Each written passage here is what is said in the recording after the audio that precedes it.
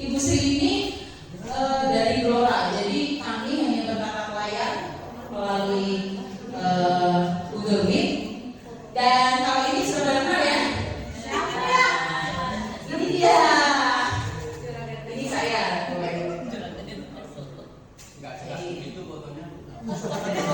Ya, kalau lebih jelas langsung nyata. Nah, sekarang saya mungkin mau tanya dulu, menurut teman-teman apa itu budaya positif? Satu saja, menurut Pak Bindu deh. Baru masuk. Nggak apa-apa Pak Bindu, apa budaya positif menurut Pak Bindu? Ayo, yang terpikir kalau budaya positif itu apa?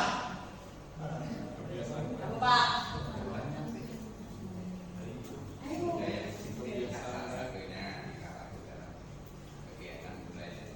Nah, tingkah laku dalam kegiatan pembelajaran. Setuju nggak Bu Dewa?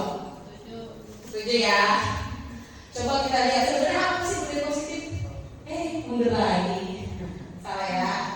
Budaya positif adalah sikap, nilai, kepercayaan, dan praktik yang menciptakan lingkungan. Berarti benar ya tadi Pak Bindu bilang bahwa tentang sikap, tingkah laku terhadap lingkungan, ya, dan mengembangkan kontribusi secara positif.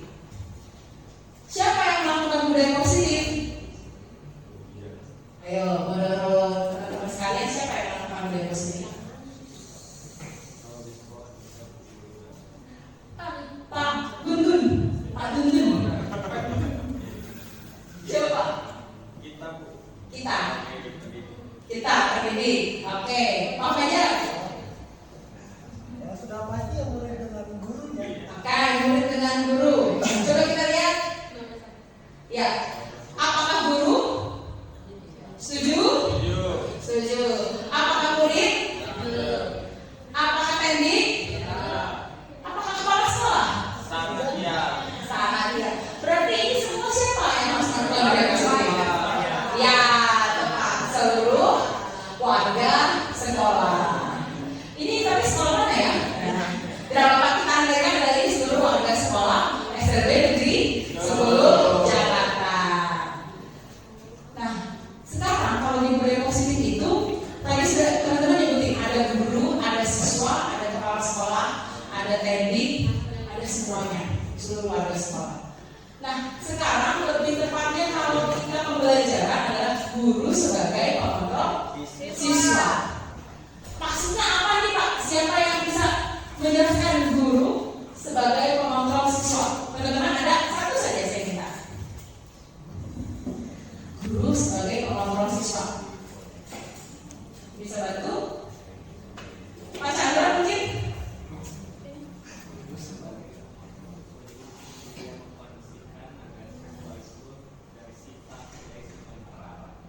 Baik, terima kasih Pak. Jadi guru mengkondisikan sikap semua muridnya supaya terarah. Sebenarnya itu benar Pak. Memang guru kalau kita di kelas itu kan manajernya siapa?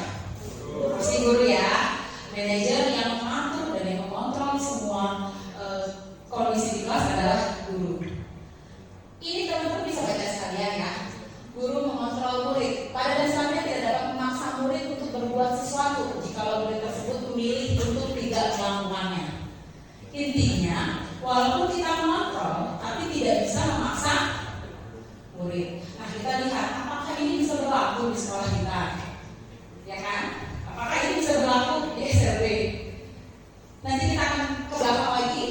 Nah, intinya yang pertama adalah guru harus mengontrol murid. Bagaimana? Ini teman-teman ilusi bahwa semua pengontrol positif dapat bermanfaat. Bujukan bentuk-bentuk kontrol, segala usaha untuk mempengaruhi murid agar mengulangi suatu perilaku tersebut. Ada hubungannya dengan yang tadi Pak Bindu katakan ya. Kalau perilakunya yang kita harapkan adalah perilakunya menjadi lebih baik. Jadi supaya perilaku itu tetap berulang ya.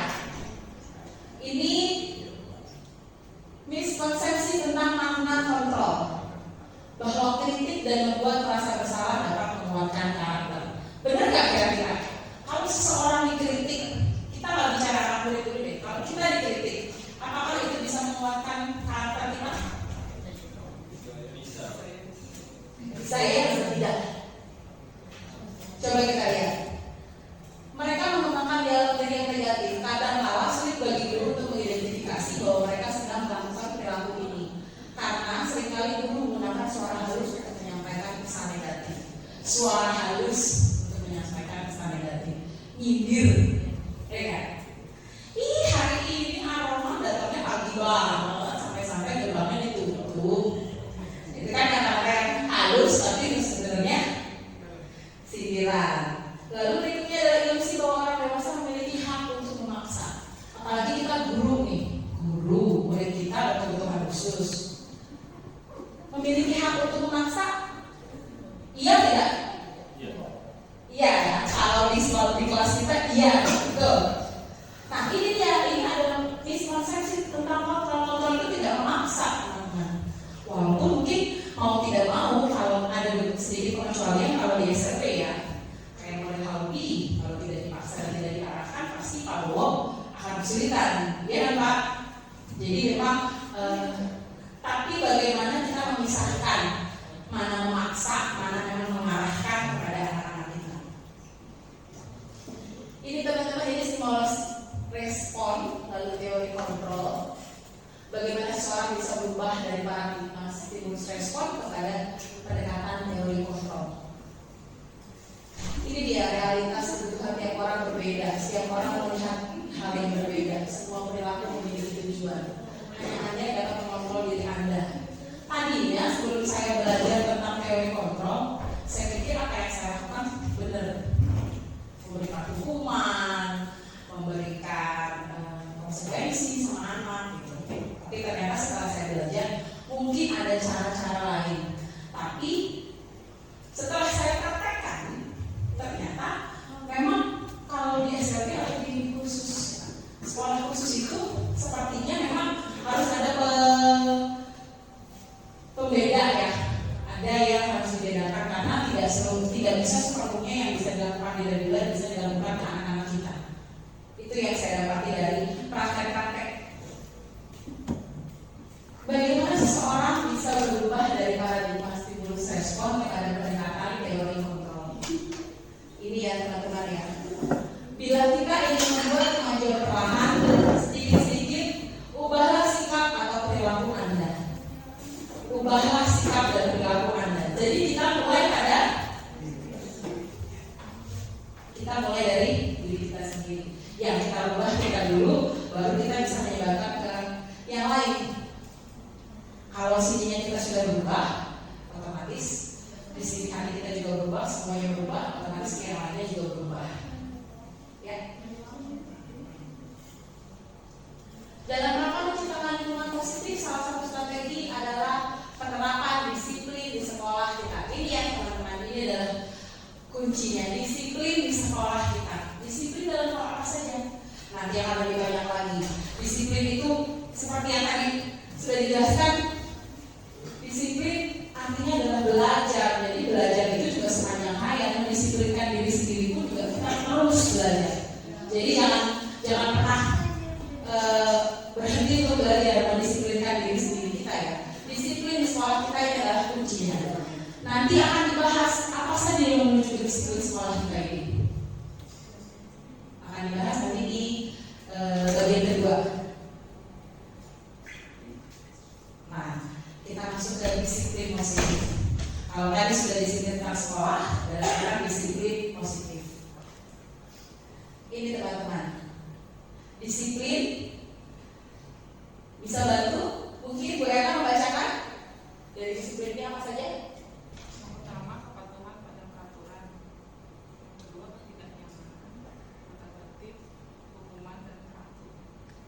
Ini sebenarnya bagian apa sih, teman-teman? Ini merupakan bagian apa? Kayak kepatuhan pada peraturan, ketidaknyamanan, tata tertib, hukuman, teratur, bagian dari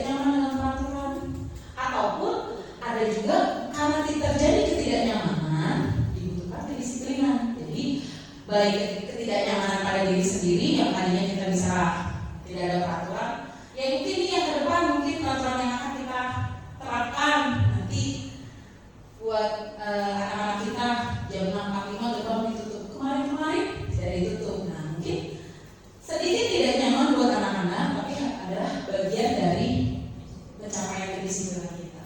Tata tertib, harus ada tata tertib supaya yang disiplin ini bisa terarahkan. Lalu hukuman teratur. Jika tidak disiplin ada konsekuensinya, ada sanksinya. Mungkin hukuman ini tidak harus berupa fisik, tapi mungkin ada sanksi-sanksi atau konsekuensi yang bisa diberikan. Lalu teratur. Harus ada keteraturan terjadi setiap hari, terjadi rutinitas. Makanya bisa terbentuk disiplin. Ini dalam semua aspek ya teman-teman, baik aspek kita, aspek ke anak murid, aspek ke orang tua, gitu. Jadi disiplin.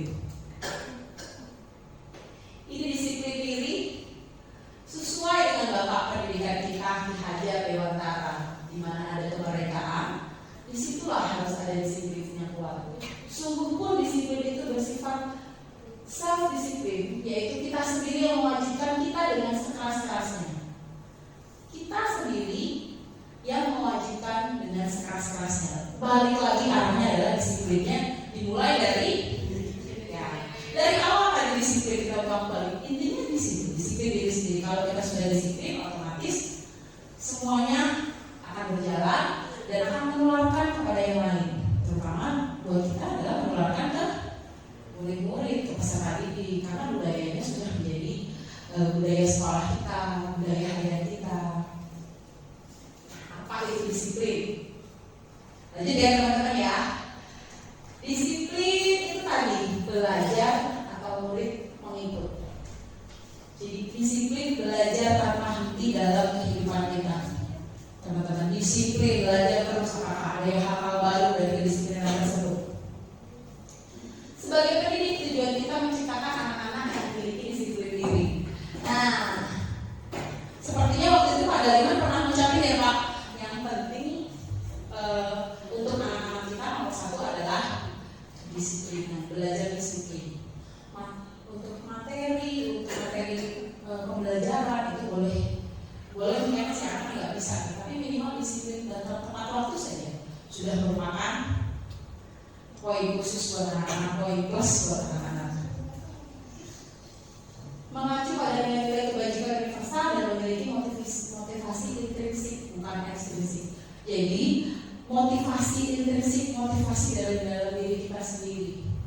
Bagaimana kalau kita disiplinnya sudah tidak lagi gara-gara aduh nanti takut dikasih SP sama Pak Daliman gitu. Udah bukan itu lagi gitu, tapi mungkin karena kayaknya enak nih, nyaman nih kalau kita ada di ruang guru yang rapi. Jadi sudah memang intrinsik dari diri kita sendiri, bukan lagi dari kata Bu Tifa nih ruang guru harus rapi ya, kalau enggak nanti dikasih SP. Nah itu udah nggak lagi gitu. Jadi lebih ke oh iya saya loh yang pakai ruangan ini, kita semua berarti ini milik kita. Nah seperti itu ya teman-teman ya. Jadi motivasi intrinsik bukan lagi ekstrinsik, bukan lagi cuma dari luar supaya saya tidak dikasih SP atau tidak dikasih pengurangan gitu ya. Disiplin diri juga mempelajari bagaimana cara kita mengontrol diri dan bagaimana menguasai diri untuk memilih tindakan yang mengacu pada nilai-nilai yang kita hargai. Nah nilai-nilai yang kita hargai ini apa? Ini teman-teman nilai-nilai kebajikan. Banyak sekali nih, ada beriman, mandiri, mengenal Kristus, toleransi, cinta Tuhan. Ini nilai-nilai yang harus kita tekankan dalam pembelajaran terhadap anak-anak. Tapi saya yakin nilai-nilai ini mulai dulu dari diri kita sendiri, baru kita bisa menerapkan ke teman-teman, ke anak-anak didik kita. Ini masih nilai-nilai kebajikan, petunjuk seumur hidup, keterampilan hidup, dan hati percaya, lurus hati, pendengar yang aktif, tidak merendahkan orang lain, memberikan yang terbaik dari diri. Nah,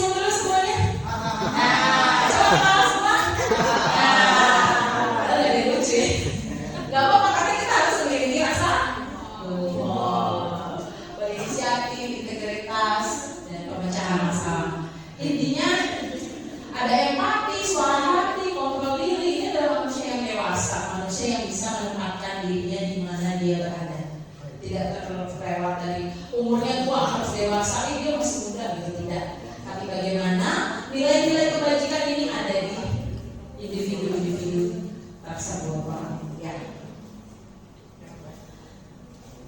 Nah, ini juga ada peduli, rajin, integritas, rasa hormat.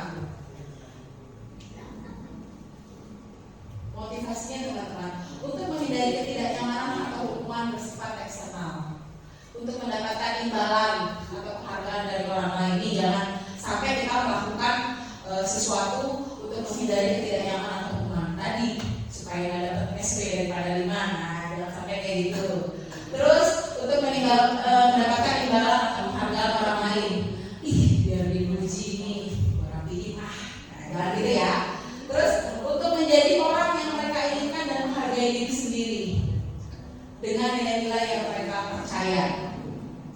Jadi untuk menjadi orang yang mereka inginkan, jangan sampai kita menjadi individu yang orang lain mau. Padahal diri kita sendiri nggak mau seperti itu. Kita maunya seperti apa gitu. Jangan sampai menjadi orang lain. Ini teman-teman juga dari disiplin positif, menanamkan motivasi. Nanti mungkin ini akan bisa share ke teman-teman ya. Hukuman dan penghargaan. Nah, kita masuk ke hukuman dan penghargaan. Ini lebih ke yang kita terapkan ke keseharian diri kita. Jadi sebenarnya belajar itu bukan hanya untuk anak didik ya. Karena sebenarnya dari tadi kita diskusikan disiplin positif sebenarnya adalah untuk keseharian didik, tapi semuanya nyantol ke kita. Berarti memang benar disiplin itu adalah belajar. Nah, teman-teman, ini ada hukuman, ada konsekuensi, ada restitusi. Siapa dari teman-teman yang tidak pernah menghukum anaknya? Ya, benar tidak pernah menghukum. Ayo, yang tidak pernah menghukum angkat tangan. Pasti semua pernah menghukum ya. Saya yakin. Oh, cuma berdiri kamu atau nggak boleh. Kadang-kadang kata-kata verbal juga ya. Nah, hukuman itu sesuatu yang menyakitkan harus terjadi loh teman-teman. Dihukum itu rasanya sakit gitu ya. Terus tidak nyaman untuk murid atau anak untuk jangka waktu pendek. Sekarang kalau teman-teman dihukum mau nggak? Ayo. Kalau salah mau, catat ya. Kalau salah mau. Itu karena Bapak sudah menyadari kesalahannya karena kita tahu ya. Oke, coba kita lihat. Apa kalau kita menghukum anak murid gimana ya? Gitu kan. Murid akan tersakiti, perilaku agresif akan meningkat. Pernah nggak kita menghukum? Tiba-tiba anaknya bukan yang makin jadi hal yang kita harapkan kejadiannya malah lebih tantrum. Ada. Coba gimana Pak? Yang kita tenang lagi dan coba dihukum kan perilakunya malah lebih agresif. Ayo gimana? Tapi pernah ada ya? Berarti itu kemungkinan juga. Awas kalau dilakukan lagi ya. Nanti kamu awas ya. Awas ya. Kode paksaan, mendorong menyalahkan, konsep dirinya buruk. Nah ini pokoknya adalah negatif dari kalau hukuman itu identiknya adalah dengan negatif. Konsekuensi, bedanya hukuman dengan konsekuensi. Kalau konsekuensi sesuatu yang harus terjadi. Tidak nyaman untuk murid, jangka waktunya pendek, korban bisa diabaikan. Nah kayak tadi kan Pak Bagus bilang kalau saya salah, saya akan terima hukumannya gitu. Berarti lebih ke konsekuensi. Oh iya, kalau saya salah, kalau saya datang terlambat, berarti nanti gerbang ditutup. Pilihannya ada di mana nih? Tapi saya tahu saya terlambat gitu. Kalau saya terlambat, gerbang ditutup. Itu lebih ke konsekuensi, bukan hukuman. Kalau hukuman kan kalau kamu terlambat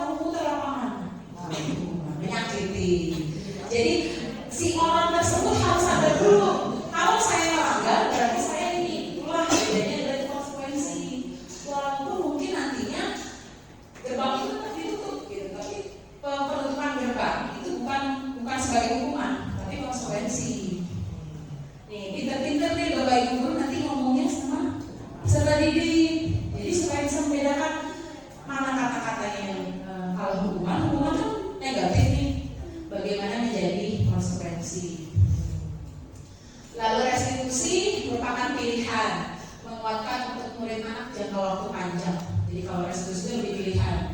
Kalau kamu sudah tahu kamu salah, apa yang harus kamu lakukan? Gitu. Itu yang harus dilakukan di sekolah-sekolah lain ya. Nanti kita lihat, saya punya video. Apakah itu berhasil untuk anak-anak di SLB di kita? Gitu ya. Ini teman-teman perbedaannya. Hukuman itu bersifat tidak terencana, tiba-tiba, tidak tahu apa yang terjadi, dan mereka nggak dilibatkan, mereka nggak tahu sebelumnya kalau mereka akan dihukum.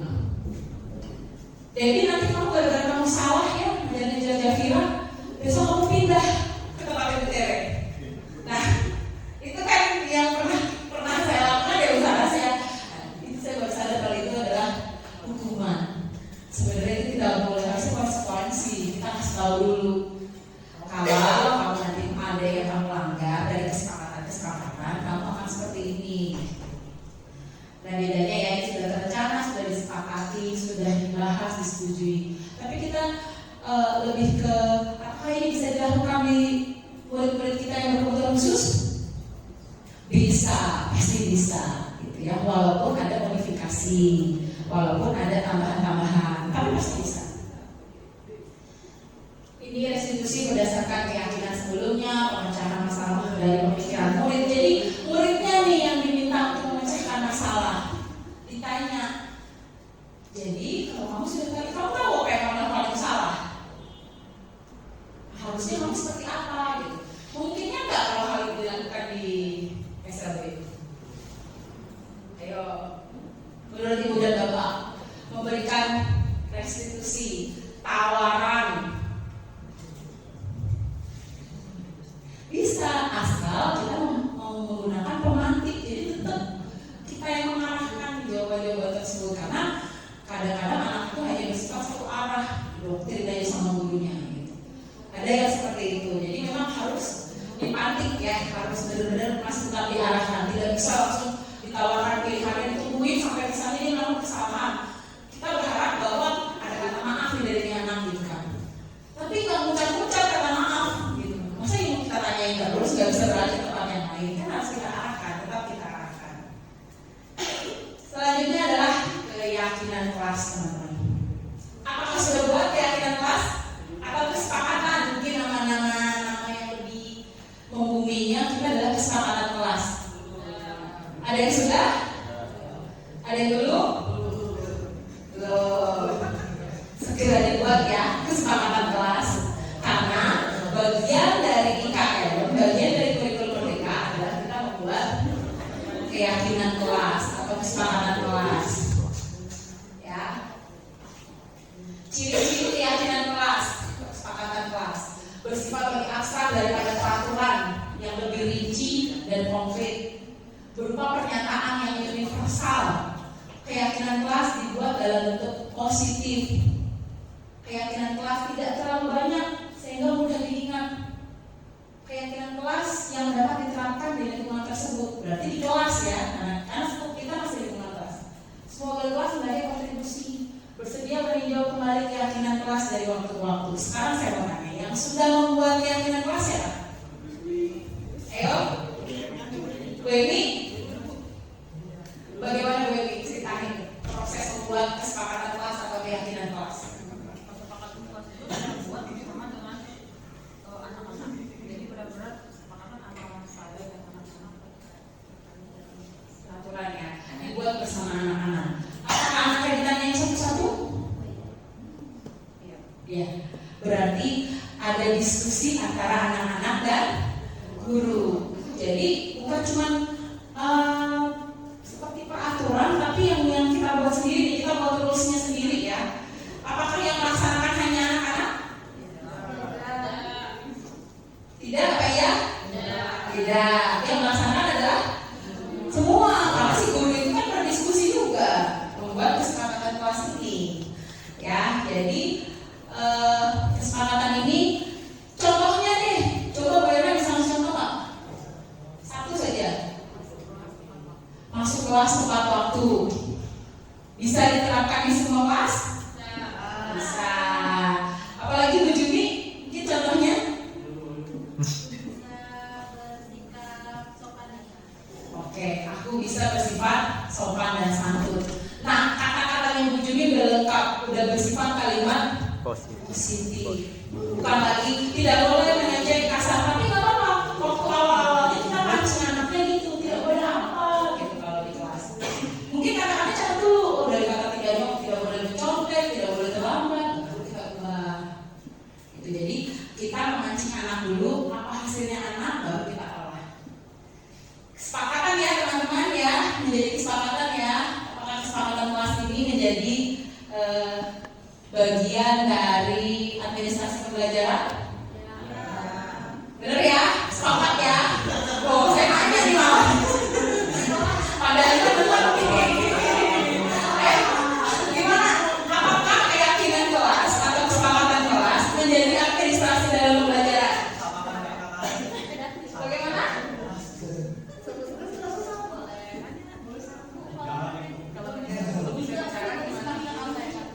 Anaknya belum bisa bicara. Oke, nanti dulu ya Bu. Sekarang sepakat dulu ini buat administrasi pembelajaran nggak nih? Ayo. Boleh? Boleh? Kan dicatat kalau pada 5. Pada 5 ya? Dicatat. Administrasinya nambah keyakinan kelas. Teman-teman, ini tadi tidak terlalu banyak. Kalau untuk anak yang rendah 3 saja mungkin cukup. Nah, tadi ini yang pertanyaan dari Bu Nuri. Kalau anaknya belum bisa bicara gimana Bu? Kita pakai gambar, pilihan gambar. Datang misalnya mana yang terlambat. Misalnya peraturannya kalau olahraga pakai baju olahraga. Nah misalnya berarti kan menggunakan seragam sesuai dengan peraturan. Pakai gambar Bu. Memang untuk anak-anak berkebutuhan khusus salah sebanyak yang mancing adalah gurunya. Itu dia perbedaannya sama di reguler. Kalau reguler, anaknya sudah pulang sekolah. Kalau kita coba di luar contohnya, coba aja harus dimancing. Tapi minimal ada sesuatu yang mereka katakan, mereka tunjukkan. Nah itu udah catatan tuh. Itu ya, pinter-pinter ya, Bu Nuri ya. Pakai gambar. Ya. Kita yang mengarahkan, kita lebih mengarahkan. Kalau datang boleh terlambat tidak? Ada gambar lama mana, gambar cepat mana. Saya rasa kalau pakai gambar anak harus ada pilihan. Jadi pilihan dari kita yang apa? Ya itu satu bumi arahkan. Itu lebih ke teknis ya. Tapi bagaimana caranya kita mendapatkan informasi dari anak itu kita beda ya. Ini tahapan pembentukan keyakinan kelas. Saya yakin teman-teman udah paham karena ini gantilah kalimat bentuk negatif menjadi positif. Terus misalnya kalimat negatif jangan berlari di kelas koridor. Kalimat positifnya berjalanlah di kelas atau koridor. Contohnya kalau tidak boleh mencontek, kalimat positifnya apa? Ya, mengerjakan pekerjaan dengan jujur. Jadi dibalik. Nah teman-teman sudah paham semua ya. Cara pembentukan ini sudah. Contoh keyakinan kelasnya. Ya ini setiap anggota kelas perlu belajar. Nah ini sebenarnya 3 contoh yang teman-teman bisa ambil.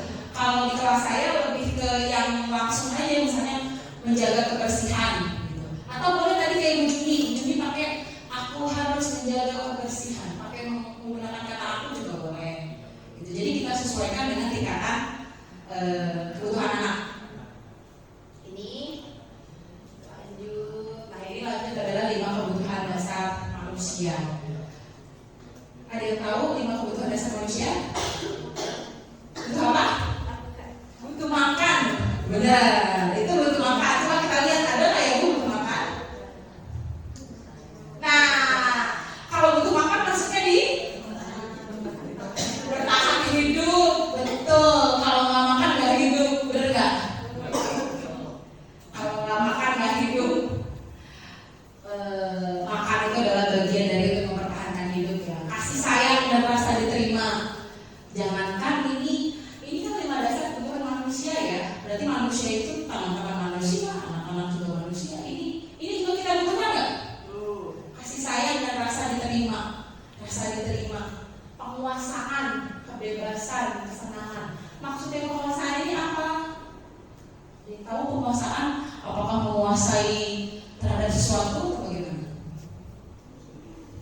Ayo, bagus Dwi. Kita lihat ya. Oke, penguasaan di sini memenuhi kebutuhan penguasaan dengan mencoba mengatur orang lain, bahkan menyakiti mereka secara fisik. Nah, bukan seperti itu. Jadi penguasaan lebih kita menguasai sesuatu hal yang kita bisa. Nah, kalau kita bisa, misalnya Pak Yogi penguasaannya dalam bidang apa? IT. Jadi karena ada penguasaan di bidang IT tersebut, jadi Pak Yogi punya rasa diterima. Jadi dipakai Pak Yogi ya. Ya, jadi ada yang memang kita kuasai dalam hal apapun. Nah, kita lanjut ke 5 posisi kontrol. Ini hubungannya sama yang tadi ya, hukuman segala macam ini. 5 posisi kontrol. Posisi penghukum ini adalah yang sebelumnya sering banget saya lakukan ini, terutama buat baby. Posisi hukum. Nih, kamu selalu saja salah, patuhi aturan saya. Walaupun saya tidak ngomong seperti itu ya, tapi gara-gara ini kamu nih ya tidak ngomong peraturan, jadi hukuman kamu ini. Apakah teman-teman pernah melakukan ini? Sering. Waduh, Pak Fajar sering lagi. Sering ya Pak. Kita lihat hasilnya, kemungkinan murid marah dan mendendam atau bersifat agresif. Bapak Ibu tahu, gara-gara saya suka hukum, sekarang murid-murid takut loh, apa butere? Halo aja deh, nggak berani mau butere kan? Itulah hasil. Itu yang saya rasakan. Oh iya ya, setelah saya belajar tentang posisi kontrol, ya karena memang anak tahunya dia dihukum gitu. Anak nggak tahu, nggak konsekuensi dulu, tidak diskusi dulu sebelumnya. Posisi penghukum, lalu posisi pembuat merasa bersalah. Ya, saya kecewa. Gitu. Pakai bahasa yang lebih ke nih kan, gara-gara kamu nih saya jadi ditegur sama Pak Daliman. Contoh. Nah, itu posisi pembuat merasa bersalah ya teman-teman ya. Murid itu akan merasa bersalah. Tapi apakah membuat rasa bersalah itu sudah paling baik? Belum tentu tapi murid itu jadinya akan bisa, kalau murid itu akan semakin down, semakin merasa bersalah, bukan dia sadar akan kesalahannya, tapi ternyata masuknya ke efek yang lain, merasa bersalah yang sangat besar gitu. Dan murid ini bisa merasa gagal dan tidak sanggup membahagiakan orang lain, padahal cuma gara-gara kita sindir gitu ya, tapi bisa berefek menjadi orang yang gagal dan tidak sanggup membahagiakan orang lain, karena kita tidak pernah tahu apa yang ada di isi otak.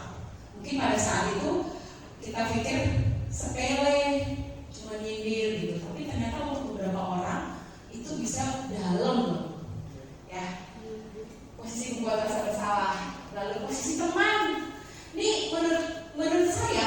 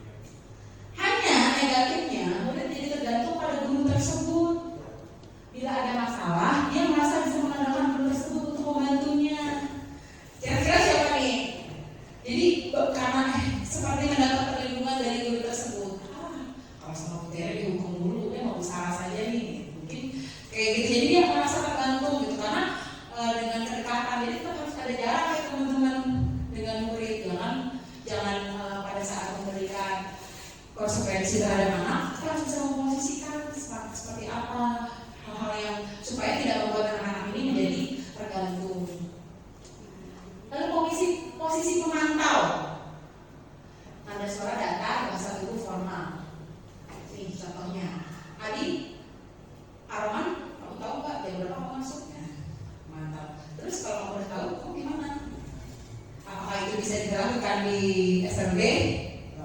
Enggak, apalagi tahu otak. Ayo otak, kan biasanya gitu kan, ayo pak, nggak tahu terlambat, ayo pak, kan kayak gitu kan. Posisi kita nggak bisa datang kan, pasti.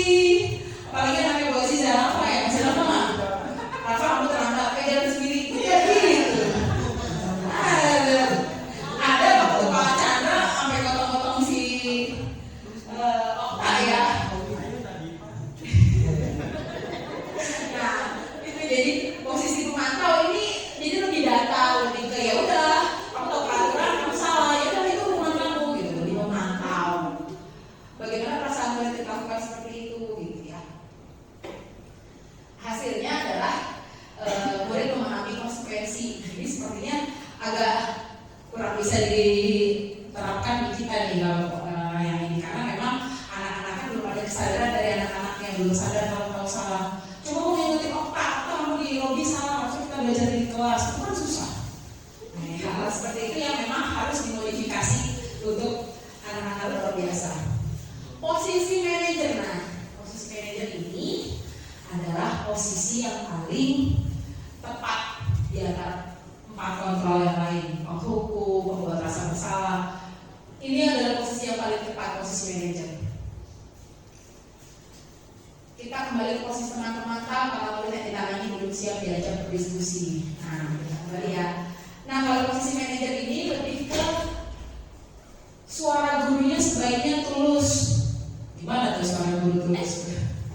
Suara gurunya tulus, tidak perlu marah, tidak perlu meninggikan suara, apalagi nunjuk-nunjuk jari ke murid, berkacak pinggang, bersikap seolah-olah menyesal, tampak sedih. Fokusnya ada pada murid, bukan untuk membahagiakan guru atau orang tua. Murid sudah mengetahui adanya suatu masalah. Jadi memang yang diharapkan muridnya juga udah paham atas konsekuensinya. Jadi minimal kalau kita tanya sudah bisa menjawab. Kenapa kamu terlambat? Ya, tapi gara-gara kesiangan bu. Kenapa kesiangan?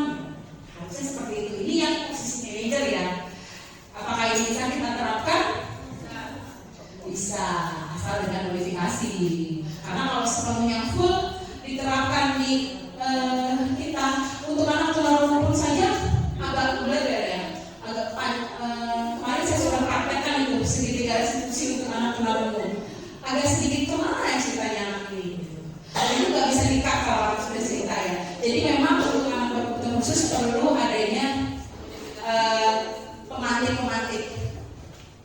Nah ini restitusi yang dari tadi saya ngomong restitusi. Apa itu restitusi? Proses menciptakan kondisi bagi murid untuk memperbaiki kesalahan mereka, sehingga mereka bisa kembali ke kelompok, karakter lebih kuat. Ciri-ciri restitusi bukan untuk menebus kesalahan, tetapi belajar dari kesalahan. Jadi anak-anak harus paham dulu kalau mereka salah. Gitu. Restitusi adalah tawaran, bukan paksaan. Ditawarkan. Terus kalau kamu sudah salah, apa yang harus kamu lakukan? Begitu ya. Restitusi menuntut untuk melihat ke dalam diri. Jadi kita berusaha untuk anak yang menyelesaikan masalah sendiri sebenarnya. Jadi kita yang menggali. Ya. Ini cara yang paling baik, fokus pada karakter bukan tindakan dan lebih menguatkan. Langkahnya ada 3. Menstabilkan identitas, validasi tindakan yang salah, menanyakan keyakinan. Ini ya teman-teman ya. Coba ini kelamaan atau yang ini ya Bu. Kita lanjut ke yang ini. Nah, ini menstabilkan identitas. Jadi kalau ada salah, berbuat salah itu tidak apa-apa. Intinya kata kunci dari menstabilkan identitas adalah pertama itu kita stabilkan dulu kondisi anak. Si anak udah salah. Ya, misalnya si anak udah salah, kita stabilkan dulu. Gak apa-apa berbuat salah, wajar. Semua manusia itu juga berbuat salah. Ibu juga pernah kok berbuat salah. Nah, itu dulu. Jadi si anak merasa kayaknya di guru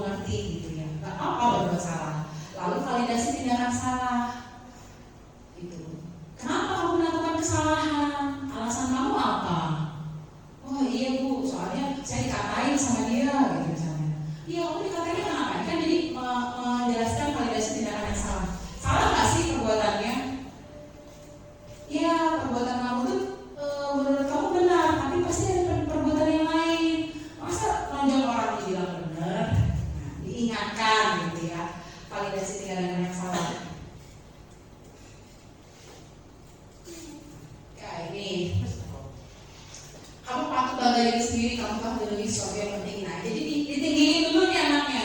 Sudah padahal kita sudah tahu anaknya berbuat salah. Lalu menanyakan keyakinan apa yang kita percaya sebagai kelas atau keluarga. Jadi yang sudah tadi kesepakatan kelas ya, yang tadi jadi janji dari administrasi pembelajaran.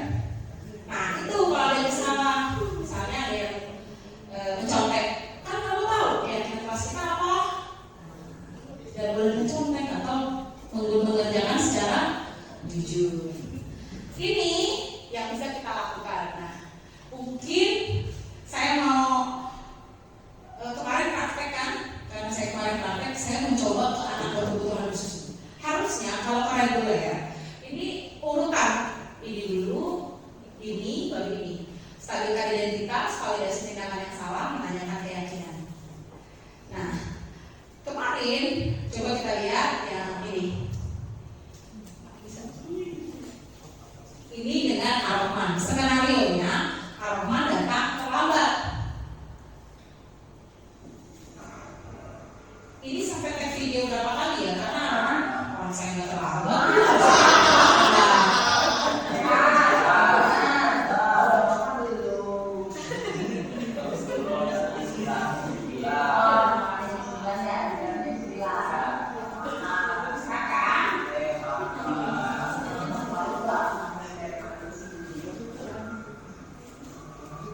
Dia kan? Kenapa? Karena sebenarnya udah terlambat. Tapi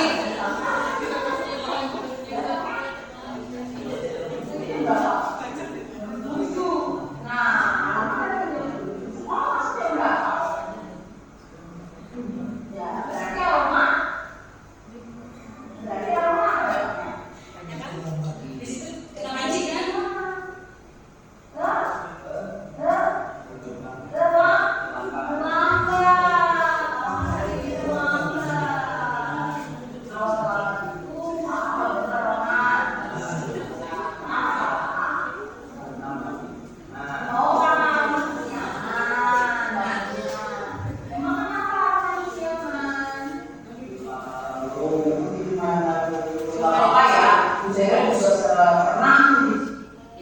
Nah teman-teman, di sini saya baru sadar pas lihat videonya. Ini harusnya tadi kan stabilkan identitas dulu. Kamu nggak apa-apa melakukan kesalahan. Tapi karena si anaknya nggak sadar kalau dia salah, jadi terbaliklah di sini tadi saya menanyakan alasan dulu, ya kan?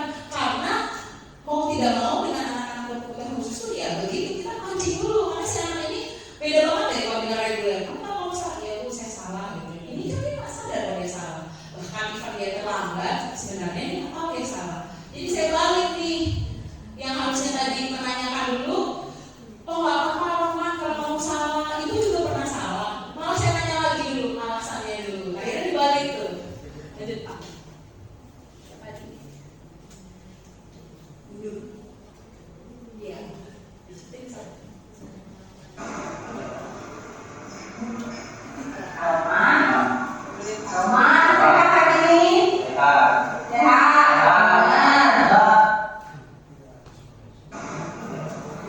Sepertinya nggak bisa dicepetin, jadi lanjut aja ya. Nggak bisa. Tidak boleh datang terlambat, tidak boleh tidak boleh bapak ibu guru. Nah, tadi awal udah melanggar apa tadi? Kalau jam 7 datang apa tadi? Datang terlambat. Terus kalau udah datang terlambat, harus bagaimana? Kalau Arman datang terlambat bagaimana? Besok kalau datang lagi kan? Nggak boleh. Berarti Arman sadar ya, nggak boleh melakukan terlambat lagi, nggak boleh bangun siang lagi, siang lagi. Nanti Arman ngomong sama bunda supaya udah bantuin Arman bangun pagi biar nggak kesiangan ya Arman ya. Iya. Benar. Arman ngomong apa sama bunda?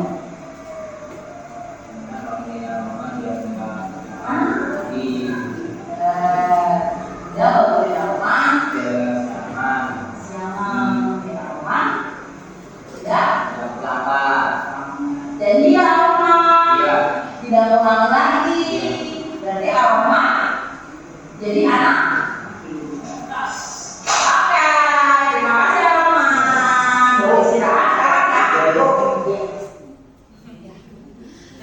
Iya. Jadi Arman ditanya saja dia bingung. Apa yang harus Arman lakukan lagi kalau dia nggak siaran gitu. Kita pancing kan gitu. Jadi sebenarnya hal seperti ini kan yang memang harus dilakukan sama teman-teman nih kalau ada lagi menerapkan segitiga restitusi. Jadi bisa walaupun harus dibolak-balik ya teman-teman, dibolak-balik. Tadi di sini akhirnya saya bilang, urutan segitiga restitusi dapat dibolak-balik. Tawaran sikap yang diberikan masih harus diarahkan oleh guru. Ini adalah yang sudah berdasarkan apa yang sudah saya coba lakukan. Ini juga dia untuk tunarungu juga sama. Jadi memang kita masih terus menggunakan pertanyaan-pertanyaan pemantik untuk anak-anak terutama, yaitu dimodifikasinya seperti itu. Jadi tidak bisa kalau teman-teman lihat di YouTube contohnya segitiga restitusi untuk yang reguler itu udah berjalan. Oh iya saya salah, saya minta maaf Bu. Baik, saya akan seperti ini. Nah kalau dengan anak-anak kita tetap 70% masih dari guru. Dan saya yakin teman-teman semua bisa. Saya yakin teman-teman bisa menerapkan budaya positif baik untuk diri sendiri ataupun untuk anak didik teman-teman sekalian demi kemajuan sekolah kita bersama. Satu maju bersama. Baik teman-teman, apakah ada yang mau ditanyakan? Cukup? Baik, terima kasih. Terima kasih teman-teman. Semoga apa yang saya paparkan hari ini, destinasi hari ini bisa bermanfaat walaupun hanya sedikit, dan semoga bisa kita terapkan di kelas kita masing-masing. Terima kasih, mohon maaf atas kekurangannya, dan terima kasih Ibu-ibu, terima kasih atas kesediaan teman-teman sudah berpartisipasi aktif. Dan wassalamualaikum